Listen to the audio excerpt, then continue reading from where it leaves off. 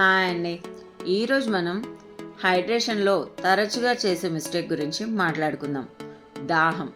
దాహం వేసినప్పుడు మనం వాటర్ని నెగ్లెక్ట్ చేస్తూ మనకు కేవలం గుర్తున్నప్పుడు మాత్రమే వాటర్ని తాగడం. ఎగ్జాక్ట్లీ ఇవాల్టి నుంచి కావాలంటే మీరు అబ్జర్వ్ చేయండి. మనకు దాహం అనేది మన బాడీకి ఇచ్చే సిగ్నల్. కానీ మనకున్న బిజీ స్కెడ్యూల్లో ఆ దాహాన్ని కాస్త పక్కకి నెట్టేస్తూ ఉంటాం. తర్వాత గుర్తొచ్చినప్పుడు మాత్రమే మనం వాటర్ జోలికి వెళ్తూ ఉంటాం.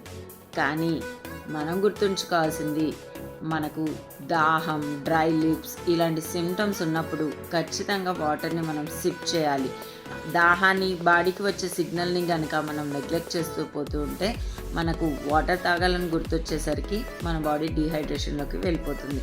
సో ఈ రోజు నుంచి మీకు కనుక దాహం, డ్రై లిప్స్, లో ఎనర్జీ లెవెల్ ఇవన్నీ అనిపిస్తే ఖచ్చితంగా కాసిన్ని వాటర్ తాగడం అలవాటు చేసుకుందాం.